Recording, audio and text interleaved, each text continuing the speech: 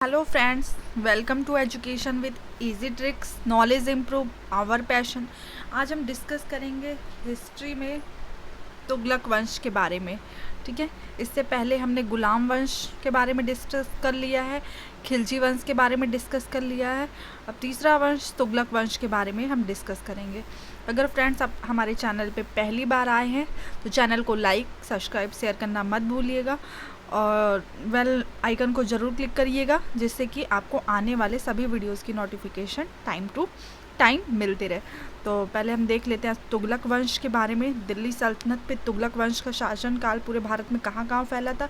देखिए मैप पे लगभग तो पूरे भारत में उसका शासन फैला ही हुआ था। कुछ ही ऐसे हिस्से थे जिस पे उसका शासन नहीं था उनका। तो देखते हैं हम, ये हमारे आने वाले सभी एग्ज़ाम्स में इम्पॉर्टेंट है हिस्ट्री। ये UPSC, SSC, railway, PGT, TGT हर सेक्शन के लिए इम्पॉर्टेंट है। इसमें बेसिक टू मॉडरेट लेवल पूरा डिस्कस किया जाएगा। खिलजी जो वंश है का अंत करके दिल्ली में एक नए वंश का उदय हुआ था। पहले गुलाम वंश का शासन चला था, फिर खिलजी वंश का शासन चला, फिर तुगलक वंश का शासन काल आया। तो जब किसी वंश का अंत होता है तभी तो किसी दूसरे नए वंश का शुभारंभ होता है। तो इसी प्रकार खिलजी वंश का अंत कर दिल्ली में एक नए वंश का उदय हुआ, जिसे तुगलक वंश कहते हैं या तुगलक डायनेस्टी भी कहते हैं। इस डायनेस्टी ने, इस वंश ने दिल्ली पर 1320 से 1413 ईस्वी लगभग 93 वर्षों तक शासन काल रहा इसका। तो काफ़ी लंबा समय समझिए शासनकाल चला इनका। और जो इस वंश का पहला शासक था वह गाजी मलिक था, और जिसने अपने आप को गयासुद्दीन तुगलक के नाम से पेश किया। और इसने अपना नामकरण गयासुद्दीन, जब ये सिंहासन पे आसीन हुआ, शासक पद पे आया, तब इसने अपना नाम गयासुद्दीन रखा। ठीक है, इस वंश ने दिल्ली सल्तनत का एक राजवंश था, जिसने 1320 से 1413 तक दिल्ली की सत्ता पर राज किया। इसमें गयासुद्दीन और उसका पुत्र मोहम्मद बिन तुगलक 1325 से 51 लगभग 26 वर्ष, और उसका उत्तराधिकारी फिरोज शाह तुगलक 1351 से 1387। इनमें से पहले दो शासकों का अधिकार करीब करीब पूरे देश में था। देखिए इनके जो तुगलक वंश के जो शासक आए उनका नाम यहाँ पे दिया गया है, और कब से कब तक इनका शासन रहा वो भी दिया गया है। तो पहले आया गयासुद्दीन तुगलक, क्योंकि गाजी मलिक था और तुगलक वंश पे आसीन होने के बाद अपना नाम गयासुद्दीन तुगलक रखा। ये 1320 से 1325 इसका शासनकाल था। मोहम्मद बिन तुगलक 1325 से 51 ईस्वी, फिरोज शाह तुगलक 1351 से 1388 ईस्वी। यही तीन जो है इम्पॉर्टेंट है, और मेन तो आपका मोहम्मद तुगलक और फिरोज शाह तुगलक भी इम्पॉर्टेंट है। और गयासुद्दीन तुगलक इसलिए इम्पॉर्टेंट है कि तुगलक वंश की नींव इसी ने रखी थी। तो इसलिए पूछा जाता है कि तुगलक वंश की नींव किसने रखी थी, तुगलक वंश का पहला शासक कौन था। तो इसलिए गयासुद्दीन तुगलक भी इम्पॉर्टेंट है। कुछ अच्छे कार्य भी इन्होंने किए थे, जिनके बारे में भी हम विस्तार से चर्चा करेंगे। फिर मोहम्मद खान, गयासुद्दीन तुगलक शादिती, अबू बाकर, नसरुद्दीन मोहम्मद, हुमायूं, नसरुद्दीन मोहम्मद। तो देखते हैं पहले हम गयासुद्दीन तुगलक के बारे में। ठीक है, यह इसने दिल्ली सल्तनत पे इसकी तो स्थापना करने वाला प्रथम शासक भी था, और इसका जो पूर्व नाम था, पहले का नाम, वो गाजी मलिक था। इसने दिल्ली के सिंहासन पे बैठने के बाद ही अपना नाम चेंज किया था, मैं बता ही चुकी हूँ। और ये 8 सितंबर 1320 को दिल्ली की गद्दी पे बैठा, और अगले 5 वर्षों तक शासन काल था इसका, मीन्स 1320 से 1325 तक था। इसने मंगोलों के, इसके कार्यकाल में मंगोलों के द्वारा कई बार आक्रमण भी किए गए थे। लगभग 23 बार आक्रमण इसने खुद विफल किया था। ये भी बहुत बड़ी हिम्मत की बात है कि किसी के शासनकाल में लगातार बार बार आक्रमण हो रहे हैं और इसने उन्हें विफल किया, और सिर्फ 5 साल के कार्यकाल के दौरान। और जिन्होंने अपने नाम के साथ गाजी शब्द का यूज़ किया था। गाजी शब्द क्या होता है, काफिरों का वध करने वाला। अब जैसे मान लीजिए कि काफिर क्या होता है, जो हम हैं और हमारा कौम है, इसके विरुद्ध हमें जैसे लगे कि कोई हम पे आक्रमण करेगा या हमारे कौम के खिलाफ है, या कोई विदेशी व्यक्ति है, तो उसे हम क्या कह सकते हैं, काफिर। तो ये जो उसे लगता था कि हमारे लिए खतरा साबित हो सकते हैं, उनका वध कर देता था। और ये गाजी शब्द इसलिए अपने नाम के आगे जोड़ा था, और इसे तुगलक गाजी भी कहते हैं। और इसने 23 आक्रमण भी मंगोलों के बहुत बहादुरी के साथ विफल कर दिए थे। गयासुद्दीन तुगलक के द्वारा किए गए सुधार कौन कौन से थे, तो इन्होंने आर्थिक सुधार के अंतर्गत आधार संयम, शक्ति एवं नरमी के मध्य संतुलन, रश्म ए मियान को बनाया। मतलब आर्थिक नीति का आधार संयम तो था, लेकिन ना शक्ति थी और ना बहुत अधिक नरमी थी। एक मध्य संतुलन मीडियम में रश्म ए मियान को बनाया। और लगान के रूप में 1/10, मतलब कि 10 रुपये में 1 रुपये, ठीक है, 10 रुपये में 1 रुपये या 1/12, 12 में 1 हिस्सा तो लेने का आदेश जारी कर दिया। जैसे कि लगान जो उपज हो रही थी उसमें लगान के रूप में 1 हिस्सा ये लेने का कार्य करते थे।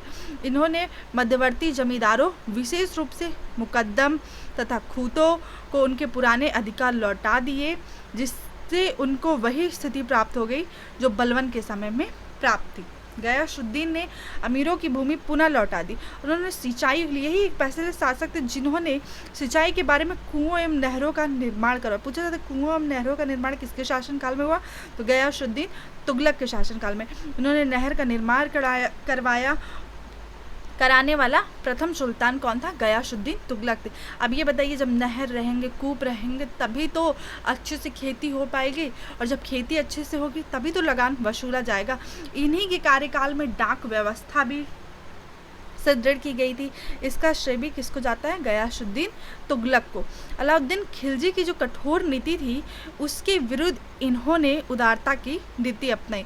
जब हम खिलजी वंश के बारे में पढ़े थे तो अलाउद्दीन खिलजी के बारे में भी हमने डिस्कस किया था, उनकी नीतियाँ कैसी थी। तो थोड़े से वो कठोर भी थे, तो जो उनकी नीति थी उनको छोड़ के इन्होंने रस्मों या अथवा मध्यपंथी नीति को अपना लिया। मीडियम में चले गए, ना बहुत हाई फाई ये डिसीजन ले सकते थे और ना बहुत ही ऐसा नहीं छोड़ सकते थे चलो कोई बात नहीं जो हो गया सो हो गया, ऐसा नहीं। इन्होंने एक मीडियम तबके का उपाय अपनाया, ऐसा मध्यवर्ती रास्ता अपनाया जिससे कि काम भी हो जाए और जनता को ये भी ना लगे कि उनके खिलाफ कठोर नीति को अपनाया जा रहा है।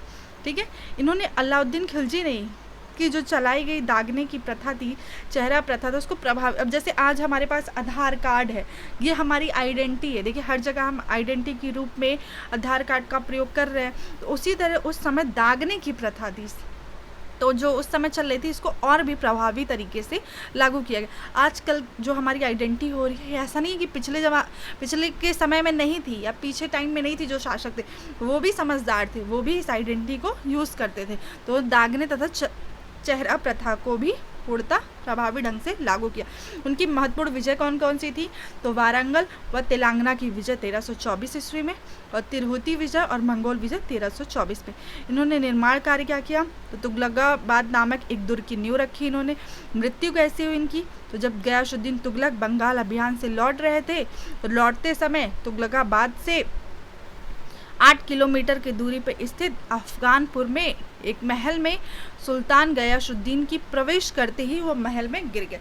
अब दूर से सफ़र करके आ रहे थे ये, फिर महल में जैसे ही गए तो प्रवेश किए, अब जो भी हुआ चक्कर आया, कुछ हुआ होगा उन्हें प्रॉब्लम, जिसकी वजह से गिर गए और जिसमें दबकर उसकी मार्च 1325 को मृत्यु हो गई।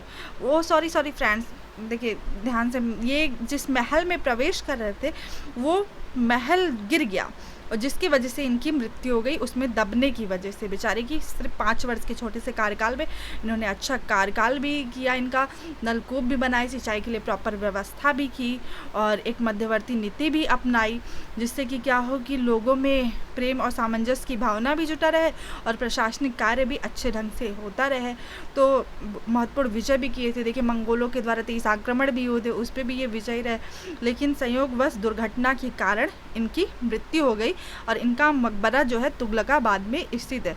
पूछा जाता है गयासुद्दीन तुगलक का मकबरा कहाँ है, तो तुगलकाबाद में है। फिर नेक्स्ट आते हैं द्वितीय शासक जो बने, वहाँ पे मोहम्मद बिन तुगलक बने। इनका जो शासनकाल था 1325 से 1351, लगभग 26 वर्ष तक इनका कार्यकाल था। तो इन्होंने दिल्ली सल्तनत में तुगलक वंश के भी शासक थे। गयासुद्दीन तुगलक की मृत्यु के बाद जो उनके पुत्र थे जूना खां, मोहम्मद बिन तुगलक के नाम से दिल्ली के गद्दी पे बैठे। इनका मूल नाम उलुग खां था और सभी सुल्तानों में मध्यकालीन ये बहुत अधिक शिक्षित, विद्वान या योग्य व्यक्ति भी थे, बहुत अधिक इंटेलिजेंट थे, बहुत अच्छी इनकी एजुकेशन भी थी, काफ़ी एबल योग्य व्यक्ति था ये। तो ये पाषाण कविता का भी बहुत बड़ा प्रशंसक था और इनके समय में बहुत समय से इनकी सोच उस समय से काफ़ी ज़्यादा डेवलप थी। अब जैसे आज के टाइम पे भी हम लोग में बहुत सारे स्टूडेंट्स होते हैं जिनकी माइंड कैपेसिटी बहुत ज़्यादा अच्छी होती है, बहुत कुछ हम जो सोचते हैं उससे ज़्यादा ही वो सोच लेते हैं, काफ़ी ज़्यादा देखिए टेक्नोलॉजी इसी वजह से विकसित हुई। तो इसी प्रकार से वो भी थे, उनके बहुत सारे विचारों पर मंथन करते थे, लेकिन उन विचारों को क्रियान्वयन से जुड़े उस पैमाने पर बहुत मजबूत और टिकाऊ नहीं कर पाते थे, इसलिए वह असफल थे। बहुत ज़्यादा सोचते थे, बट लेकिन जब रियलिटी में उसे लागू करना होता था, किसी मान लीजिए हम किसी विचार के बारे में बहुत सोच रहे, लेकिन हमें क्रियान्वित करना है तो हम नहीं कर पा रहे हैं सही से, तब वो उसमें असफल हो जाते थे। और इन्होंने अपने राज्य में मध्य राजधानी की स्थापना और टोकन करेंसी मीन्स प्रतीक मुद्रा के रूप में विभिन्न प्रयोग किए, लेकिन ये पूरी तरीके से असफल रहे। अपनी सनक भरी योजनाओं के कारण इन्हें स्वप्नशील, पागल एवं रक्त पिपासु कहा गया। अब इतने ज़्यादा इंटेलिजेंट थे, इतना अधिक सोच लेते थे कि सोचते तो बहुत अधिक थे कि बहुत सारी चीज़ों को लागू किया जाए, अच्छे मतलब सांकेतिक मुद्रा हो गई, टोकन करेंसी वगैरह और भी नियम कायदे कानून लाते थे, लेकिन वह लागू सही से नहीं हो पाता था और असफल हो जाता था, जिसके कारण इनको स्वप्नशील, पागल एवं रक्त पिपासु कहा जाता है। अब क्वेश्चन आ जाए कि दिल्ली सल्तनत के शासन काल में कौन सा रक्त पिपासु था, तो रक्त पिपासु व्यक्ति था, तो इसमें ऑप्शन में दे देगा मोहम्मद बिन तुगलक, फिरोज तुगलक, अलाउद्दीन खिलजी। तो अगर आपको पता रहेगा तो आप जवाब दे पाएंगे कि मोहम्मद बिन तुगलक था। इनके द्वारा किए गए कार्य क्या थे, तो दोआब के क्षेत्र में कर में वृद्धि किया इन्होंने, राजधानी परिवर्तन किया, सांकेतिक मुद्रा का प्रचलन किया, खुरासान एवं कारचिल का अभियान किया और फिर सभी कार्यों को क्रियान्वित करने की पूरी कोशिश भी की। देखते हैं ये अपनी कोशिश में सफल हुए कि नहीं। तो मोहम्मद तुगलक ने दोआब के उपजाऊ प्रदेश में कर की वृद्धि कर दी, संभवतः 50% के बराबर, और उसी वर्ष दोआब में भयंकर अकाल भी पड़ गया, जिससे पैदावार तो प्रभावित हो गया और तुगलक के अधिकारियों द्वारा जबरन कर वसूलने से उस क्षेत्र में विद्रोह हो गए, जैसे तुगलक की योजना भी असफल हो गई। मोहम्मद तुगलक ने कृषि की विकास के लिए दीवान अमीर कोही नामक एवं नवीन विभाग की स्थापना भी की। ये भी इम्पोर्टेंट थिंग है कि दीवान अमीर कोही की स्थापना किसने की, तो मोहम्मद तुगलक ने की। सरकारी कर्मचारियों के भ्रष्टाचार, किसानों की उदासीनता, भूमि का अच्छा ना होना इत्यादि कारणों से कृषि उन्नति संबंधी अपनी योजना को 3 वर्ष पश्चात समाप्त कर दिया। मोहम्मद बिन तुगलक ने किसानों को बहुत कम ब्याज पर ऋण उपलब्ध कराया थे। अब राजधानी परिवर्तन इनका हुआ 1326 से 27 में। तुगलक ने अपनी योजना के अंतर्गत राजधानी को दिल्ली से देवगिरी स्थानांतरित कर दिया और सुल्तान कुतुबुद्दीन मुबारक खिलजी ने देवगिरी का नाम कुतुबाबाद रख दिया। पूछा जाता है देवगिरी का नाम कुतुबाबाद किसने रखा, तो कुतुबुद्दीन मुबारक खिलजी ने, और मोहम्मद बिन तुगलक ने इसका नाम बदल के दौलताबाद रख दिया। अब देखिए कुतुबुद्दीन से कुतुबाबाद याद कर लीजिए, रिलेट करिए इसे, कुतुबुद्दीन मुबारक खिलजी ने कुतुबाबाद रखा देवगिरी का नाम, और मोहम्मद बिन तुगलक ने उसका नाम दौलताबाद कर दिया। सुल्तान की इस योजना के लिए सर्वाधिक आलोचना हुई। मोहम्मद तुगलक की योजना भी असफल हो गई और उन्होंने 1355 में दौलताबाद से लोगों को दिल्ली वापस आने की अनुमति दे दी। राजधानी परिवर्तन के परिणाम स्वरूप दक्षिण में मुस्लिम संस्कृति का विकास हो गया, जिससे अंततः बहमनी साम्राज्य के उदय का मार्ग खोल दिया। अब ये तो योजनाएं अपने हिसाब से अच्छा करना चाह रहे थे, लेकिन इसका परिणाम कुछ और ही हो गया। तो इसलिए हमें कुछ भी करने से पहले सोच विचार लेना चाहिए और राय भी व्यक्त करवा लेना चाहिए मीटिंग करके 5-6 लोग, इसीलिए ना मंत्री, प्रधानमंत्री और मंत्री परिषद होती है कि वो जब 10 लोग इकट्ठा होंगे तो 10 लोगों के विचार अलग अलग होते हैं, तो उस पर अगर मंथन किया जाए तो एक पर्टिकुलर विचार सामने आएगा कि जिस पे सभी की सहमति हो, क्योंकि सब अपने अपने हिसाब से सोचेंगे। तो थोड़ा सा किसी भी चीज़ को करने से पहले एनालिसिस कर लेना चाहिए। नेक्स्ट है सांकेतिक मुद्रा का प्रचलन इन्होंने किया 1329 से 30 में। इस योजना के अंतर्गत मोहम्मद तुगलक ने सांकेतिक व प्रतीकात्मक सिक्कों का प्रचलन करवाया। तुगलक ने दोकानी नामक सिक्के का प्रचलन करवाया। सांकेतिक मुद्रा के अंतर्गत सुल्तान ने संभवतः पीतल, फरिश्ता के अनुसार तांबा, बरनी के अनुसार, फरिश्ता जो मतलब राइटर थे, हिस्टोरियन राइटर थे, उनके अनुसार पीतल के और बरनी के अनुसार तांबा धातु के सिक्के इन्होंने चलवाए, जिसका मूल्य चांदी के रुपए टका के बराबर होता था। सिक्का ढालने पर राज्य का नियंत्रण नहीं रहने से अली एक जाली टकसाल बन गए। लगान जाली सिक्के से दिया जाने लगा। अब जो ये जो टैक्स लगाए थे वो जो पे करने लगे ना, नकली करेंसी से पे करने लगे, तो जिससे क्या हो गया कि राजनीतिक अर्थव्यवस्था ठप्प हो गई। सांकेतिक मुद्रा चलाने की प्रेरणा कहाँ से मिली थी? तो चीन और ईरान से मिली थी। ये भी इम्पॉर्टेंट टॉपिक है। वहाँ के शासकों ने इन योजनाओं को सफलतापूर्वक चलाया था, जबकि मोहम्मद तुगलक का जो प्रयोग रहा वह विफल हो गया और अपनी इस योजना की असफलता का भयानक आर्थिक क्षति का उनको सामना करना पड़ा। खुरासान एवं कराचिल का अभियान इनके किया थी। चौथी योजना के तहत मोहम्मद तुगलक के खुरासान एवं कराचिल विजय अभियान का उल्लेख हुआ। खुरासान को जीतने के लिए मोहम्मद तुगलक ने 3,70,000 करीब सैनिकों की विशाल सेना को एक वर्ष में अग्रिम वेतन दे दिया, परंतु राजनीतिक परिवर्तन के कारण दोनों देशों के मध्य समझौता हो गया, जिससे सुल्तान की यह भी योजना असफल हो गई और आर्थिक रूप से हानि उठानी पड़ी। फिर इनका कराचिल अभियान था। इसमें खुसरो के मलिक के नेतृत्व में एक विशाल सेना को पहाड़ी राज्यों को जीतने के लिए भेज दिया और उसकी पूरी सेना जंगली रास्तों में भटकती रह गई और जो इब्न बतूता साहब थे उनके अनुसार केवल 10 अधिकारी ही बच के वापस आ गए। इस प्रकार मोहम्मद तुगलक की ये योजना भी असफल हो गई। अब जैसे वो राज्यों को विजिट करना चाहते थे, जो उनके पड़ोसी थे, पहाड़ी बड़ी राज्य भी जो होंगे, उन पे भेजने के लिए वो लोगों को भेजने लगे नेतृत्व में। खूब बड़ी चढ़ी लंबी चौड़ी सेना भेजी इन्होंने, लेकिन सब खत्म हो गए। जंगल में भटक भुटक के उनकी कहानी समाप्त हो गई और सिर्फ केवल 10 अधिकारी ही बच के वापस आ पाए। और इनकी मृत्यु कैसे हुई? तो इन्हें अपने शासनकाल के अंतिम समय में, जब सुल्तान मोहम्मद तुगलक गुजरात में विद्रोह को कुचलकर तारगी को समाप्त करने के लिए सिंध की ओर बढ़ रहे थे, तो मार्ग में थट्टा के निकट गोंडाल पहुंचकर वह गंभीर रूप से बीमार हो गए और यहाँ पे सुल्तान की मृत्यु हो गई। 1351 ईस्वी में 20 मार्च को इनकी मृत्यु हो गई।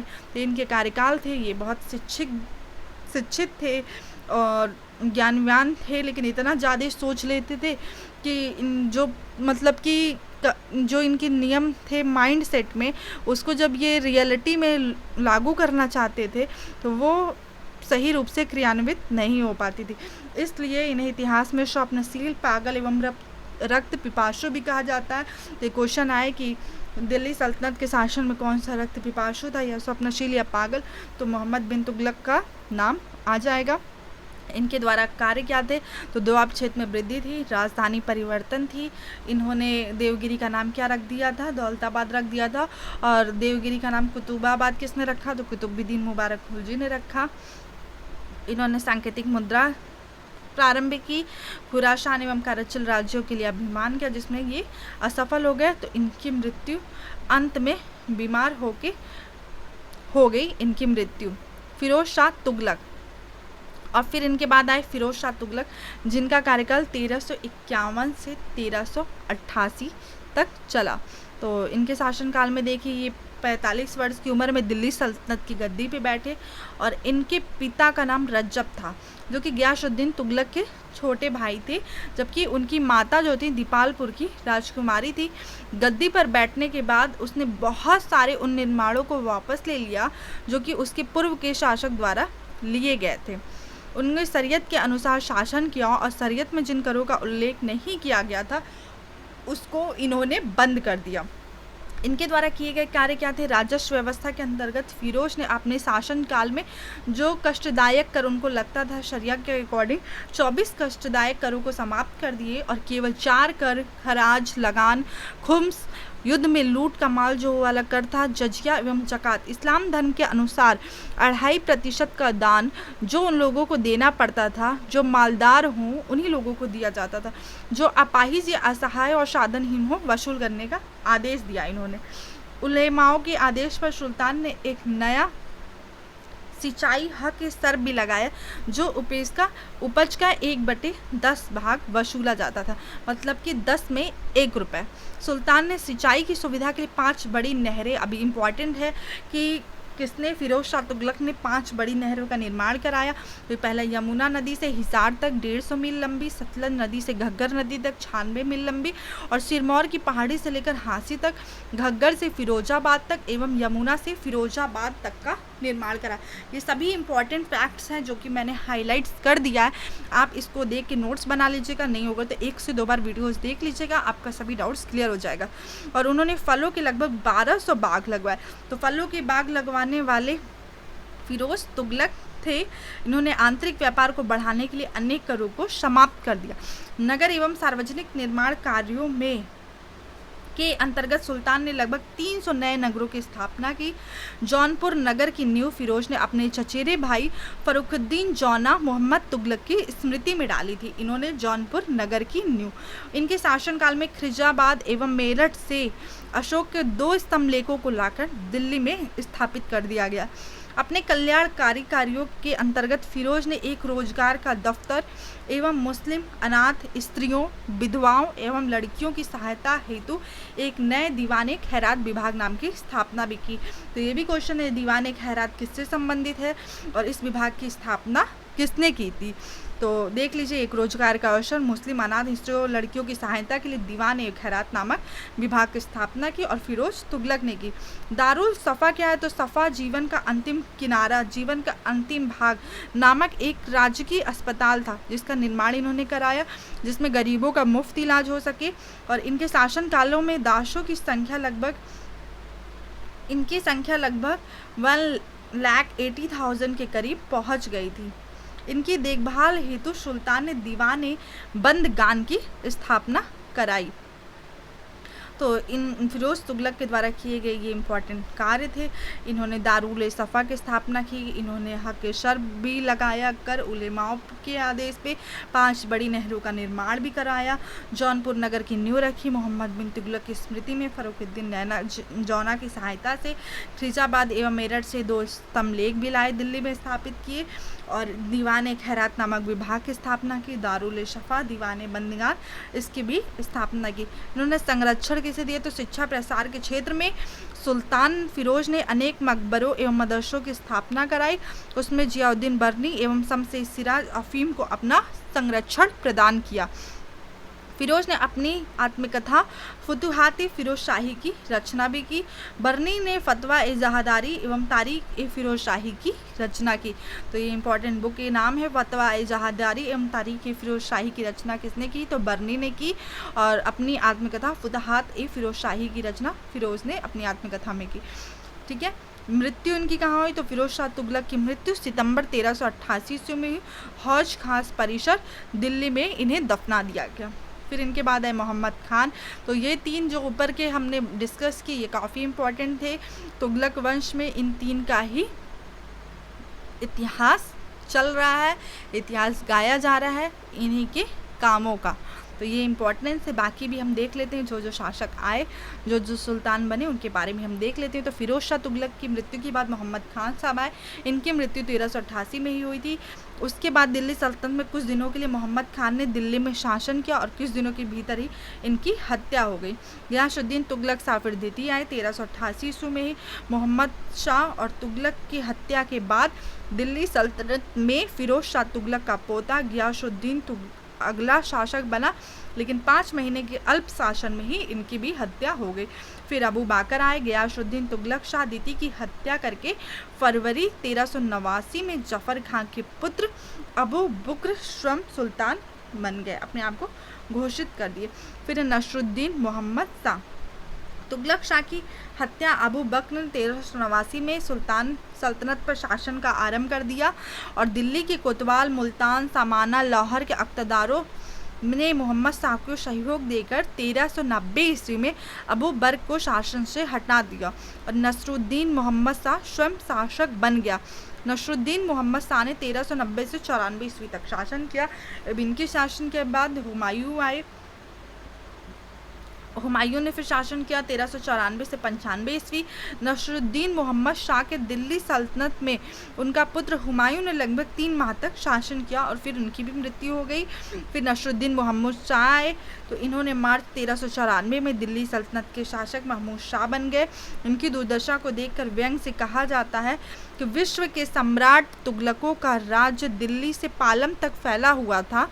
17 दिसंबर 1398 ईस्वी को तैमूर का आक्रमण दिल्ली पर हो गया तथा सुल्तान स्वयं गुजरात भाग गए और पुनः वजीर मल्लू खां ने सुल्तान को दिल्ली बुलाकर गद्दी पे बिठा दिया और सन 1412 ईस्वी में महमूद शाह की मृत्यु हो गई, जिससे तुगलक वंश का अंत हो गया। अब जैसे तुगलक वंश का अंत तो हुआ, लेकिन इनके पतन के कई कारण थे। जैसे साम्राज्य की बहुत अधिक विशालता थी, योग्य सेनापति तथा मंत्रियों का अभाव भी था, दुर्बल सैन्य संगठन था, जिसकी वजह से ये जो इनके कार्य में आक्रमण वगैरह भी होते थे उस पर ध्यान नहीं दे पाते थे, और इनके द्वारा किए गए जो नियम कायदे कानून थे उसको सही रूप से क्रियान्वित नहीं कर पाते थे। दुर्बल सैन्य संगठन भी था, स्वार्थी प्रांतपाती सूबेदार भी थे। जो सूबेदार नियुक्त किए जाते थे वो अपने अपने स्वार्थ पे ही विलीन हो जाते थे। दास प्रथा को बहुत अधिक प्रोत्साहित किया गया। मोहम्मद बिन तुगलक की भी अव्यवहारवादी नीति भी जो थी वो भी फिरोज तुगलक का उत्तरदायित्व, ये अपने जो व्यवहारिक रूप से अपनी नीतियों को लागू नहीं कर पाए, और तुगलक सुल्तानों की धार्मिक प्रवृत्ति। तो इस सब कारणों से तुगलक वंश का पतन हो गया, लेकिन फिर भी इन्होंने काफ़ी लंबे समय तक शासन किया दिल्ली सल्तनत पे। तो इस वजह से भी ये काफ़ी महत्वपूर्ण है, और इतिहास के दृष्टि से भी ये बहुत ज़्यादा इम्पोर्टेंट है, और हर एग्ज़ाम्स में क्वेश्चन भी आते हैं इनसे रिलेटेड। तो हम हर डायनेस्टी से रिलेटेड 100 क्वेश्चन की सीरीज जो हर एग्ज़ाम्स में आ चुकी है वो सब हम नेक्स्ट वीडियोस में डिस्कस करेंगे। तो अगर आपको वीडियोस अच्छी लगी होगी, लाइक सब्सक्राइब शेयर करना मत भूलिएगा, बेल आइकन को ज़रूर क्लिक करिएगा, जिससे कि आपको आने वाले सभी वीडियोज़ की नोटिफिकेशन टाइम टू टाइम पे मिलती रहे। Thank you so much for watching this video.